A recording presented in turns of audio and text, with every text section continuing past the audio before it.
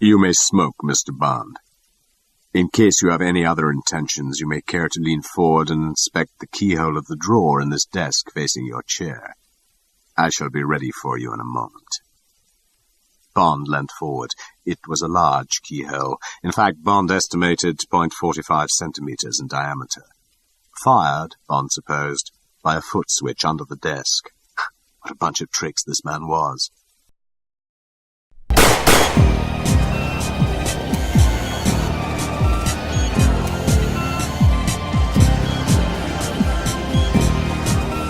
Hello, listeners, and welcome to the James Bond Complex. I'm one of your two co-hosts, Edgar.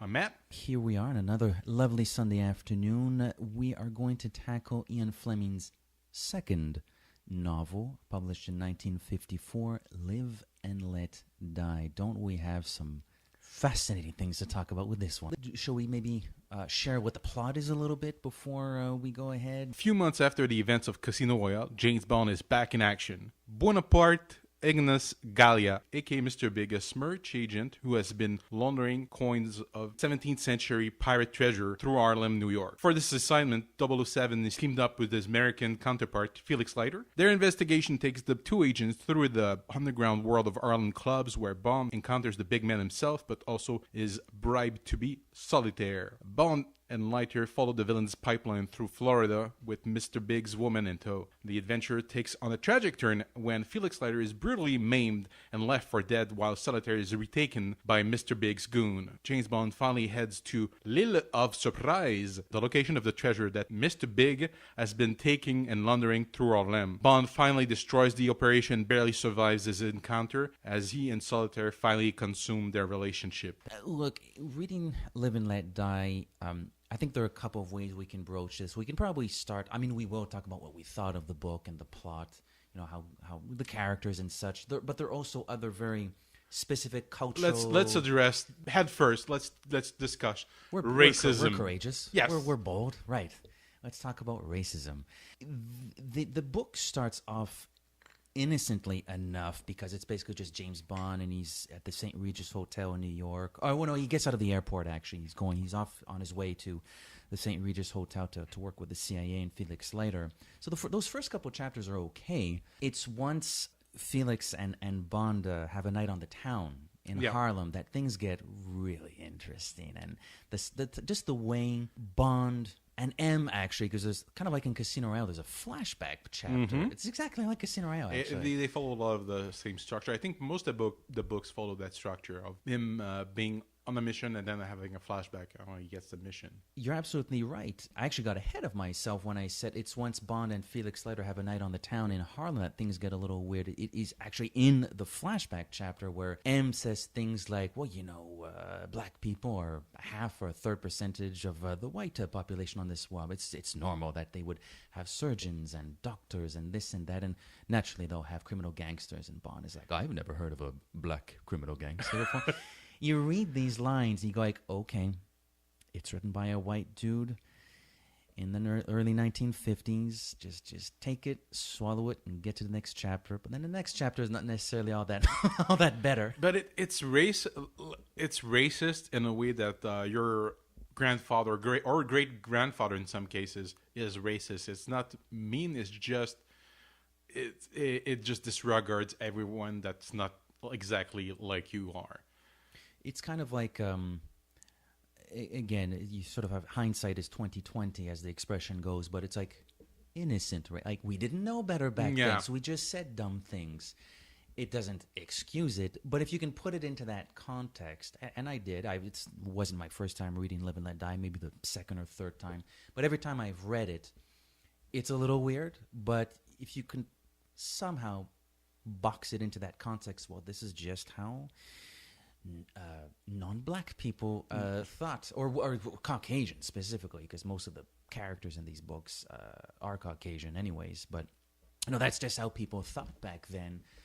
It doesn't completely forgive the philosophy, but if you can understand it, it makes it a little bit more digestible. So I still managed to make my way through those passages, even though it was a little weird. It's weird. It is weird.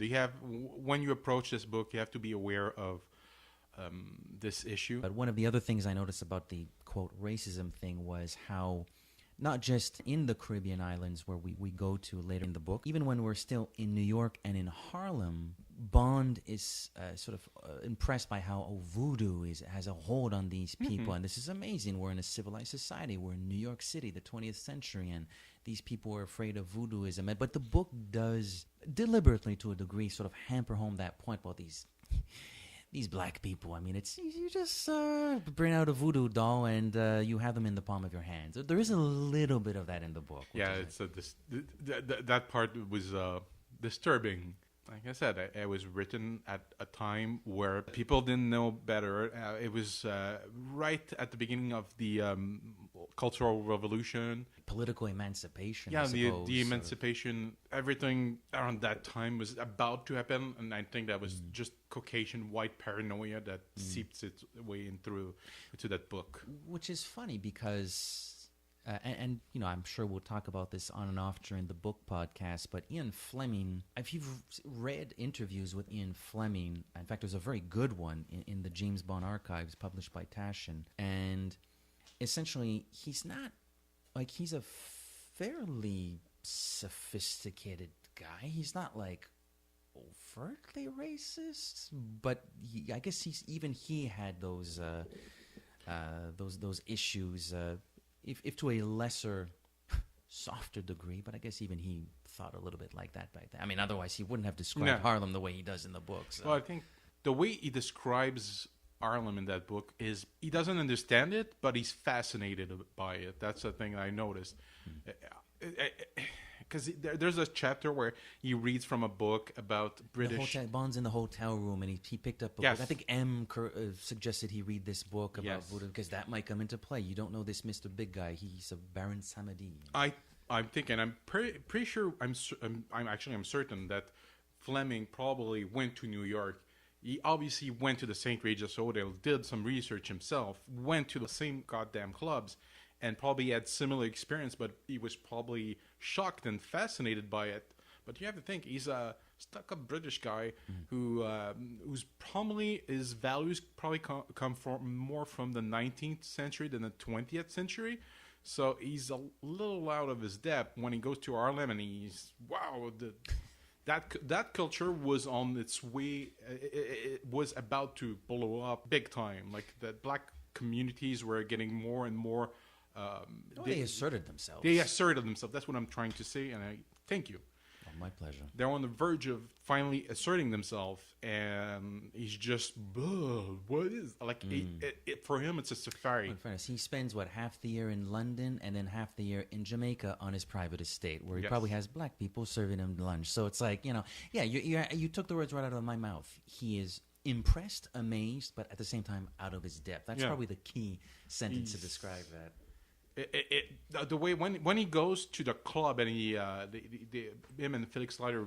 Now I'm not talking about Fleming. No, we're talking about Bond. Felix Leiter is a fictional character. He never really existed. When they see that stripper, he's the way he describes it, it's like his mouth gets dry, and he's never seen anything like that. It shocks him. And brilliant. The way he describes that club when the lights go out. And the light shines on this stripper, who I believe is extremely scantily clad, before actually going in the nude fully. It's really, I mean, again, I'm sure we talked about this a little bit in the Casino Royale podcast, but I mean, holy smokes, this guy's descriptions. Awkward though they may be because of the whole, bizarre... the language he uses at times. Yeah, because the languages may be a little bit off-putting just because of that sort of cultural relativism, but it's still really impressive. Despite how awkward it is, you do feel like you're there and appreciating this wild show.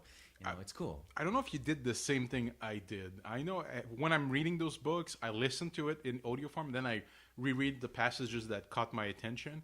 If there's a little detail, like the St. Regis, I verify that it's still open and you can still go to the bar. And I'm certain next time I go to New York, I'm going to go to that bar and have a drink at the same place, because I'm certain Fleming went there and probably got some ideas while being at that bar. But I also look at most of the locations are in Harlem were like that version of Harlem was gone in like 4 or 5 years after the book was published. All those clubs that he mentions, gone. The Sugar Ray, the Boxers Club, before the decade was over, not only was that thing closed, but he was like at one point, Leiter and Bond say, "Oh, he was smart. He quit while he was ahead." Yeah. He went back to boxing like 2 years later, and he boxed for almost another decade. The guy, yes, but it's tiny window in a period of Harlem that doesn't exist. His description of Harlem is like the perfect time capsule because it wasn't like that just a few years later. But thank goodness we fixed all our racism problems. Yeah. Yes, exactly. Exactly. No controversy here, folks. No. Well, I don't want to spend my time like. There's a lot of things I liked. I like the villain. Like I want to talk about Mr. Big. Let's get down to the story. Let's get down to the adventure now. But Mr. Big, the way he's described, he's a human shark. Isn't he described like a human football? No. That is Think about it. The way he describes both eyes. They're very you wide. can't Not wide, but they're very far apart. And... His skin turned gray because of his heart condition. He's completely bald. Interesting. It's a shark. I'm telling you, he's meant to be a human shark. That's pretty clever. I did not pick up on that. The descriptions are so colorful and delightful that you don't really need to interpret a whole lot when you read Fleming. But nevertheless, you still formulate a certain picture in your mind. To me, I did not think of the shark despite the gray skin. But he seems a little bit... He's a little bit burly. Like you wouldn't tackle this guy, on the football field. No. Like he's a big like 6'6" guy. He's apparently he has decent muscle. He consumes a lot of women, which I think Le Chiffre did as well. Yeah. These villains, man. These villains. Oh, debauchery. But I agree. He's a lot of fun, and I like the fact that whereas in our previous book we were dealing with a villain who was of moderate intelligence, certainly a little bit sneaky, but certainly defeatable. Here we're dealing with this is a completely different ballgame. This guy is the evil Batman. When you think you figured out his plan B, he has already completed plan D. Like just so you know, and that makes it really, really interesting. Which, in a funny way, also plays into the fact that Fleming and his characters are so surprised by they're so surprised by a black criminal. So I think he's almost heightens that to such an extent that this guy is a freaking genius. He's an evil genius, but he is almost unstoppable because he has so many people under his power, and the way he speaks, it's very, very calm. Yeah, he doesn't get excited. No, he's very neutral, very well spoken. Very well spoken. Speaks slowly. Looks, and he'll look you in the eye, and speak. Sometimes he'll look at you in the eye, but not say a word. Is he trying to intimidate you?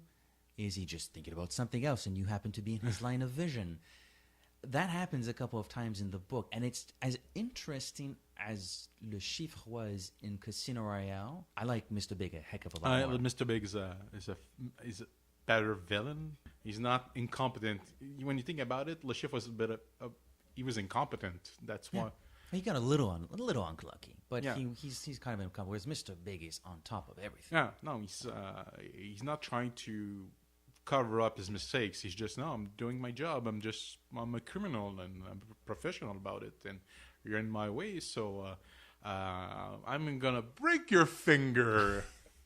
And I think the way Fleming used and the number of time he has Mr. Big appear in the story is very interesting as well. He's not like in every chapter. He's mentioned a lot. Yeah. But he's only physically in about 4 or 5, like one near the start, the finger scene, then about 3 or 4 at the end. And that's it. We don't No, he's at the beginning and the end. He's mentioned. Bond meets him twice. Yeah, pretty much. And that's it. But because... we won't spend, an hour and a half getting into all the plot details, but there are obviously, tons of little exciting adventures and challenges for Bond and Solitaire to overcome. And each and every single one of them that Bond confronts, there's always that little line, oh, damn, Mr. Big knew I was coming. Or, oh, damn, Mr. Big had this prepared. Yeah. It's like, so he keeps being referenced again and again and again that the few times where he does appear, yes, the Fleming physical description is impeccable, but we've had so much proof of his genius that he's even scarier when he's physically there. They built up his power, his presence by talking about it. Also, he has so many agents and henchmen and hench people that In a way, he might not be physically always present, but his tentacles are always, he's always around somewhere, somehow. Absolutely. From Harlem to Florida, all the way to Jamaica. Jamaica. And I don't remember all of the names, but a lot of his henchmen have pretty. Some of them will show up in the film. I think there's a Tee-Hee, there's a Whisper, but there are tons of names like Flash and one. I don't know. I'm inventing stuff, but it's these like 1 or 2 word names that none of these characters have real names. They don't have like Christian names. They just have like these street code names because they're kind of like spy. They are the 007s. They have their code names, you know. They have gangster names, the gangster nicknames. Absolutely. We do have a Bond girl, Solitaire. Now, if memory serves, last time Vesper Lynd was an amorphous blob. Yes, I think that was the term. That's the term I used. I much prefer Solitaire, but she's not yet a very solid character. She's a little bit more interesting, a little bit more fleshed out. She doesn't do much in the mission. She's a damsel in distress, but she's a bit more interesting. I get more personality. I can get a voice. Where Vesper Lynd, all she was a bunch of lines and a dress tied up over her head. That's. Well, Vesper Lynd was always very distant, whereas Solitaire is actually the opposite. When she sees Bond, I mean, poor bastard is tied in a chair. He's about to have his little pinky finger broken, but he's facing Solitaire. For the life of me, I can't remember what Mr. Big is asking her to do, and she gives him this look, very brief, but this look in the eye of not desire, yes, but desire. Like, can you help me get the hell out of here? No. So right off the bat, there's this intention on her part to get close to Bond, to flee Mr. Big's clutches. So there's already this willingness on her part to be a more proactive character than Vesper, who was really intentionally distant throughout the whole book. I agree. Solitaire's a little bit more interesting. I also agree that she's not the most fleshed out character Fleming's ever written. There's a little bit of she's an upgrade. She's an upgrade. She's like half an upgrade because she's still a bit of a damsel in distress. No, she is, but because of her situation, I'm like, oh, she is in a bad place. She's about to get forcibly married to Mr. Big, and she doesn't want to have any of it. She wants out. She's been trapped. We get a bit of backstory too, which helps. She's like, she had a French family, and what the hell was it? A French family, they owed land, I think, and they lost it. Yes. And he found her. I can't remember where. Where did he find her? Cabaret. She was doing an act because she does have, just as in the movie, she has some type of psychic powers. She can sort of infer what people are thinking. Mr. Big, when he saw her, couldn't figure out her trick, so he convinced her. I don't think he abducted her. I think he offered her a part in the show, and he coerced her into coming to America. And since then, he's completely taken her over her life. There's an example, although that is an interesting example of how Fleming sort of goes halfway as far as an upgrade from Vesper is, where because of that backstory, we said, oh, okay, so she sort of knew how to take advantage of her own skill set, because she seems to say, oh, it was a lot of fun and I made some money. But at the same time, Mr. Big shows up. Then again, Mr. Big overpowers a lot of people, so in Solitaire's defense, it's not entirely her fault. But, because of that, she also becomes a damsel in distress. So I guess it's, we go sort of halfway as far as it's better. I do kind of like Solitaire, I like her, but I don't love her. No, it's they'll like be better. They'll be better in the books. I know. To come. I remember. She's okay for now. Yeah, she's all right. We do get the return. Now, some characters from Casino don't come back. There's no René Mathis in here, but there is. Come on, we're going to talk about Felix. Exactly. Do you like Felix as much as I do in this book? Now, this is an interesting. I find Fleming's play here very interesting, and here's why. So we got to see a little bit of Felix in the previous book, and he seems like a pretty cool guy. I think you and I were pretty positive on Felix in the other book. Now, obviously, we're on American soil, so obviously Felix will play a bigger role, which he does. And he's made out to be like a really cool guy. and really always smiling and joking, and despite the fact that they've only been on one mission before, they're the best of pals. And I'm reading this, and I'm enjoying hanging out with Felix, but Fleming is building up so much. Do you think he's just doing that because he wants to feed him to the sharks so he get the emotional punch? I don't know, because I read in my notes. Let me bring my notes. I don't know. There are two things. First off, in the original draft, Felix actually died. Oh shit! I'm sorry. But yeah, no. Felix was murdered. I think it's his editor or publisher. Somebody convinced him, don't kill him off.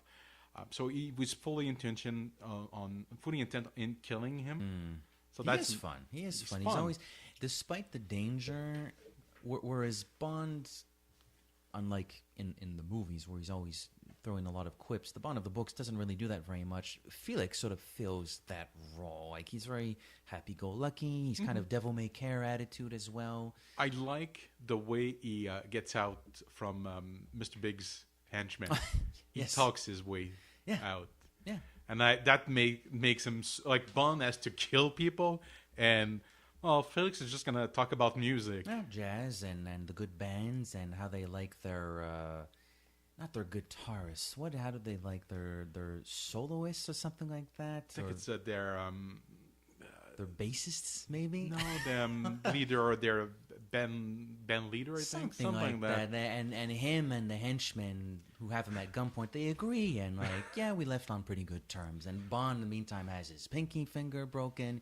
He has to throw someone down the stairs before breaking his ankles. It's like.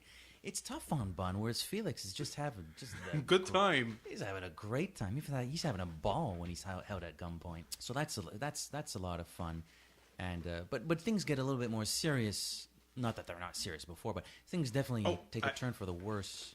Oh, you had something for us? I had something. I was proud of this one because Felix actually mentions that he wrote for the New York. Amsterdam News. That was a weekly newspaper geared to African American community in New York City, and he did a series on Orson Welles' all-black cast Macbeth. He mentions that. Yeah, he does mention. And do you get where I'm going with this? What's the connection between Orson Welles and the world of James Bond? Well, Orson Welles, great magician that he was. Played Le Shiver in the spoof Casino Royale. You earned an I-5. That's right. Thank you very much, sir. I put a picture. He's such a nice-looking man in that picture. Yeah, I know. Apparently, he hated being on that set, too. Well, you're the brains of this operation. I'm just the charm. So. Hey! But, no, good stuff there. Now, let's so we've been to Harlem. We've been to the St. Regis Hotel. We go down to good old Florida to see the Oldsters. Later in the book, and this is where it's kind of weird because there are a lot of joke, especially Felix later. He likes joking about the Oldsters. They go to this place outside of St. Petersburg, or maybe they're in St. Petersburg, or just outside of St. Petersburg. It's this fictional community, I believe, it's a fictional community where a lot of old people go to catch some sun before they catch some definitive Z's. Felix thinks it's pretty funny until he gets fed to a shark. It's kind of funny how that sequence turns out. Like, they go to, they're aware of They're following the pipeline that Mr. Big smuggles gold from Jamaica back to the States. There's a fish salesman, or like worms, anything you would need to fish. As well as selling exotic fish. Yeah. So they seem to do a little bit of everything at this point. They swing by there on an afternoon, I think. There's this very disagreeable looking fellow with a shotgun who tells them to, F off. And so they have some drinks later on, and Felix decides to, while Bond is resting, Felix decides to get a head start and go there early in the morning.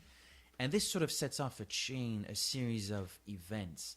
We don't know at that time that Felix has landed into some deep water, if you might say. Bond gets a telephone call saying Felix is in the hospital. Yeah. He goes to the hospital. Obviously, Felix is not there. He goes back to his motel, some sort of motel by the water. And they've brought back Felix in bandages. Well, they being Mr. Big's operation, obviously. And there's a little note, I believe, He disagreed with something that hate him. which is a pretty nasty little note. I like. P.S. We have plenty more jokes as good as this. Mr. Big sense of humor shining through. And He writes a lot of notes, and I like those notes. Unless I was like, oh, that's kind of nice. Oh. well, Bond comments on them, maybe less so he disagreed with something that ate him, but more the other notes that are more aligned with voodooism chants and this and that. I think Bond seems to remark once or twice in the book that this is partially what Mr. Big does to preserve control over his minions because they're so easily influenced by voodooism. So he sends these little messages, and maybe the survivor of the attack, or maybe an ally of someone that just died, will read the note and say, oh my God, I can't mess with Mr. Big. He is the Baron Samedi after all. Bond is not fooled by that. The scene where Bond finds Felix, it's pretty grotesque. It's really gross, actually. The bandages and the blood, and it's even stomach churning for Bond a little bit. He sort of turns away at some point. It angers him. Like, it really, it gives him bloodlust. The following night, he goes for revenge. Pretty much lays waste to that guy pretty nastily, and then it's off everybody's favorite place on the globe, or Jamaica. And then he goes to L'Île de la Surprise. Where many surprises await.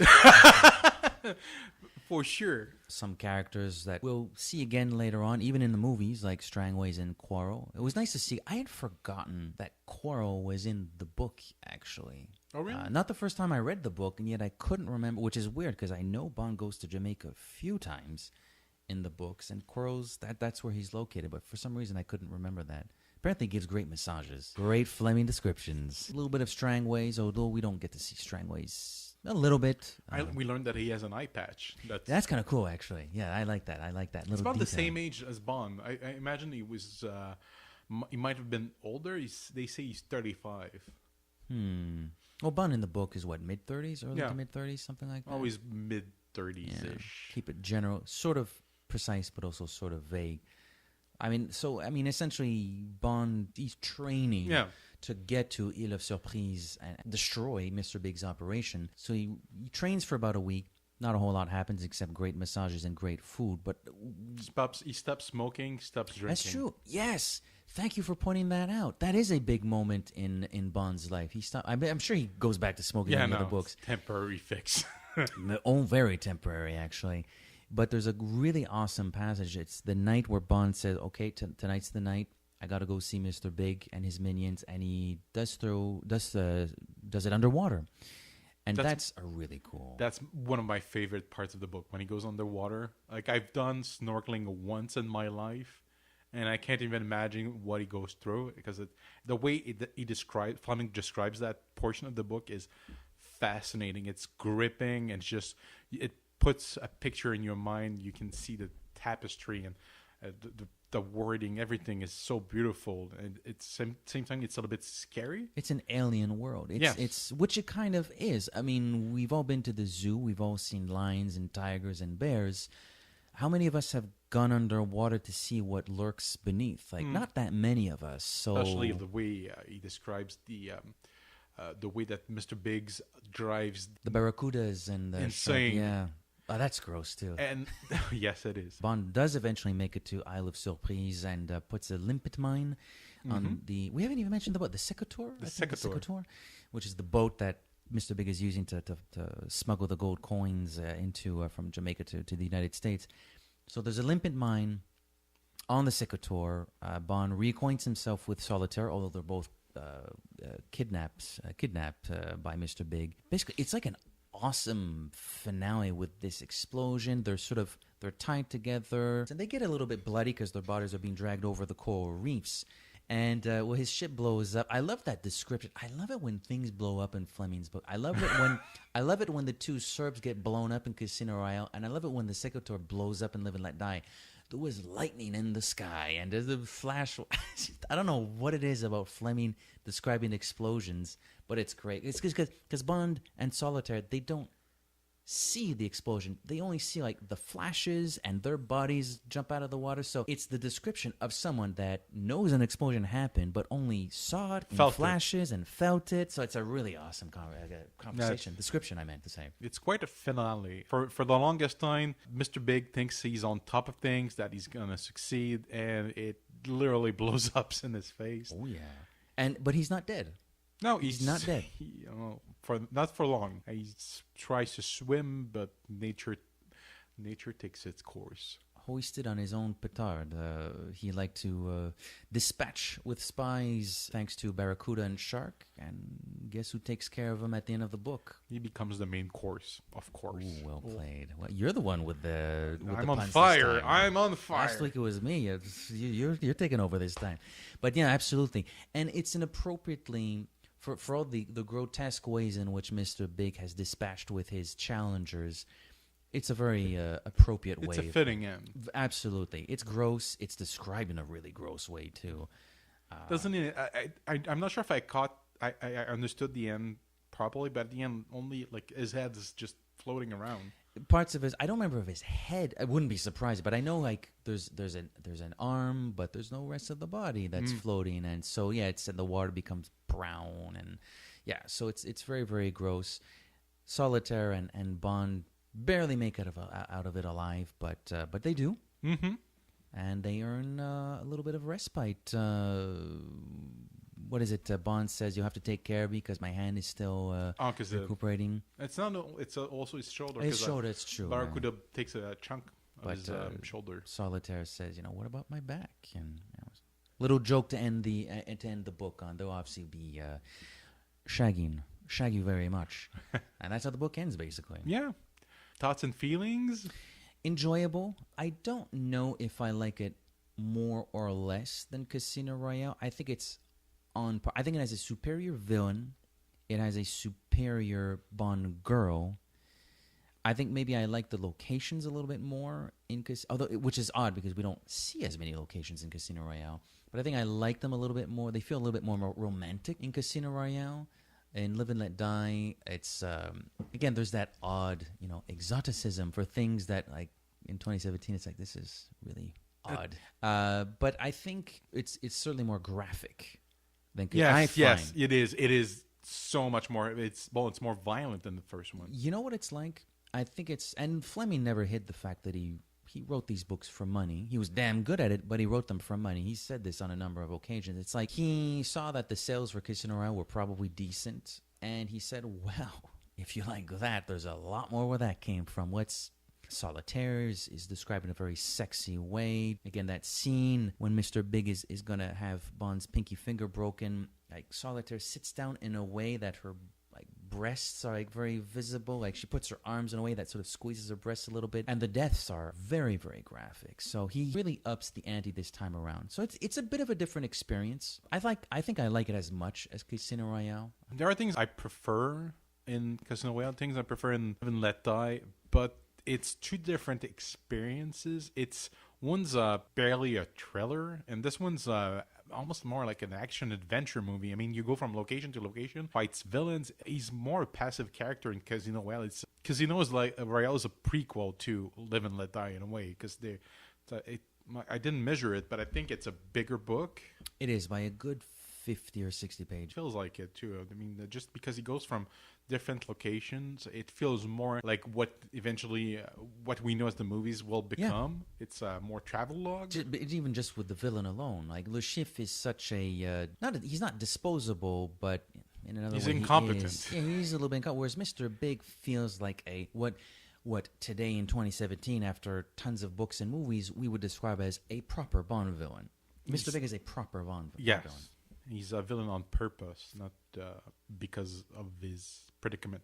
Precisely, exactly, and the Bond girl feels more like a proper Bond girl as well. We're sort of Fleming is discovering his rhythm with these books right now, because this is not the last time we're going to get a book that's kind of violent. They get kind of gross at times. They are disturbing at times. If you thought Bond's Thunderballs getting whacked was gross the first time, we're going to see a few weird things in the next few weeks and months.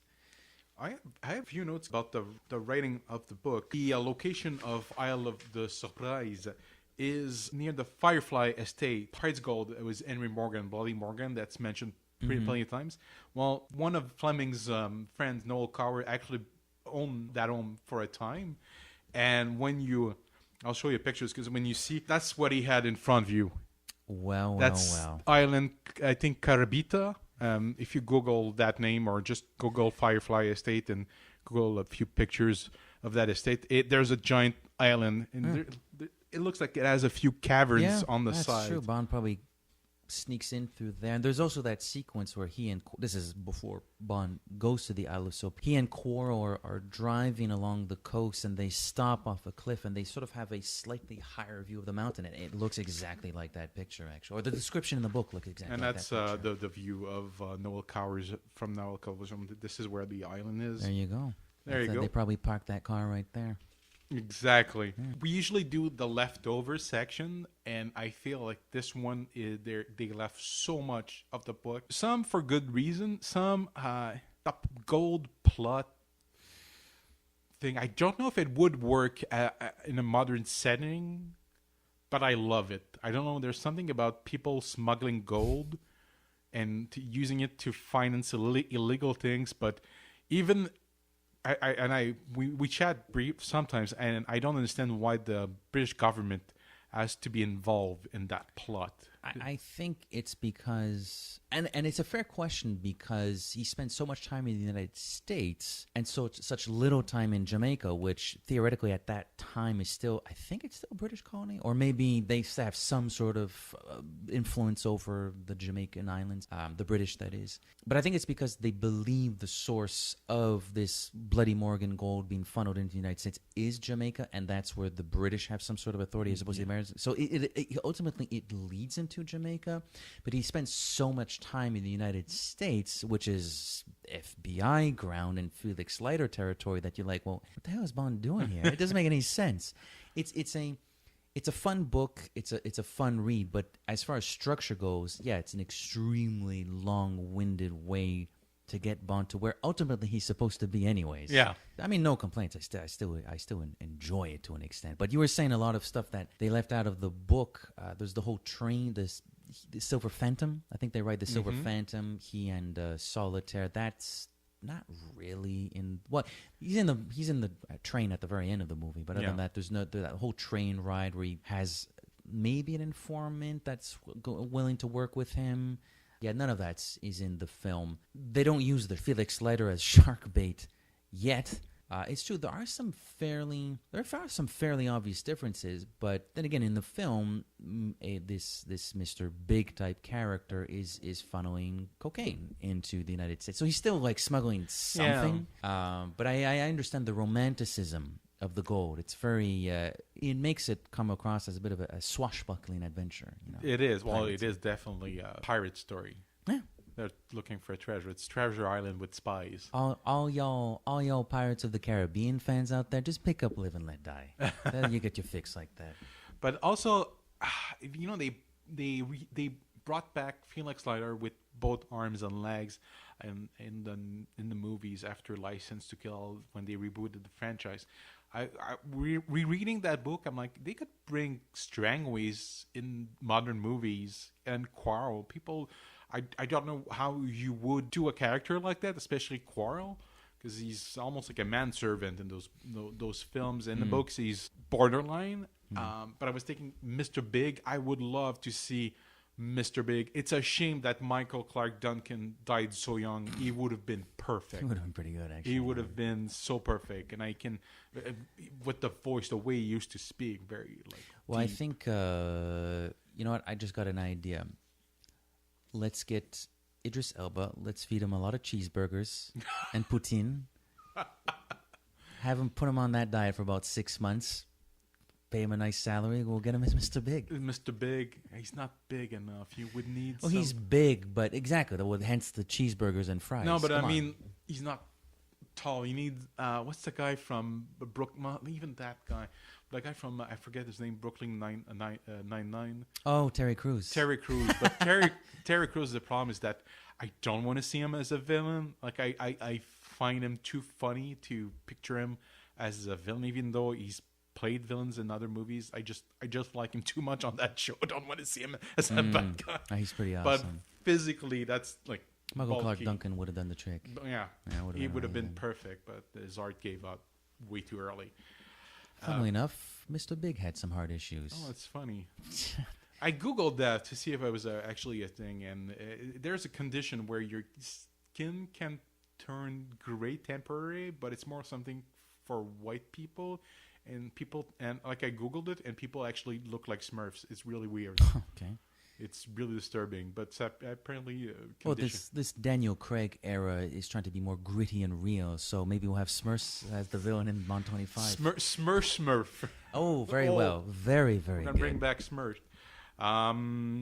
So I think we're gonna bring this episode to a close because I think so. I got nothing left. I've expensed everything I have to say about Live and Let Die. all right. So do you want to close this show?